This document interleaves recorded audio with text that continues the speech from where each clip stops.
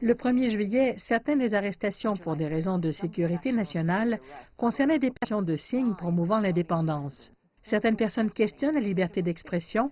Alors, comment pouvez-vous décider si des personnes violent la loi sur la sécurité lorsque la police les arrête? Tout d'abord, la liberté d'expression, la liberté de rassemblement est protégée à Hong Kong. Les gens peuvent exercer ce droit, mais ce droit doit être exercé conformément à la loi. Certaines personnes ont été arrêtées pour possession ou pour avoir affiché différents signes qui prônent l'indépendance de Hong Kong. Ces actes contrevenaient à la loi et la police devait donc réagir.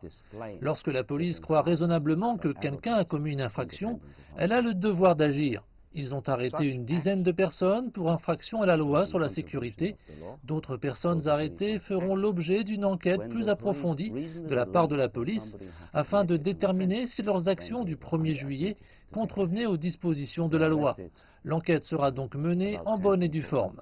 La police a accusé un homme de 23 ans de terrorisme et de sécession, ce qui fait de lui la première personne à être poursuivie en vertu de la nouvelle loi de Hong Kong sur la sécurité nationale.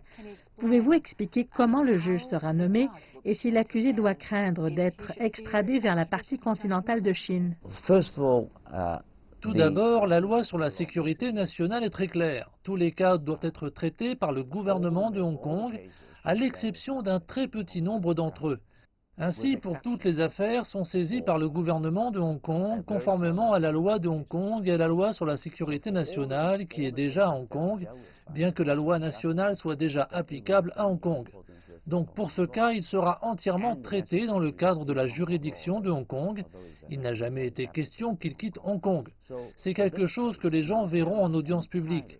Lorsque cette affaire sera entendue, la nature des preuves, ses droits habituels en vertu de la loi, la manière dont elle est exercée et la manière dont ce dossier sera finalement jugé, tout cela sera très transparent.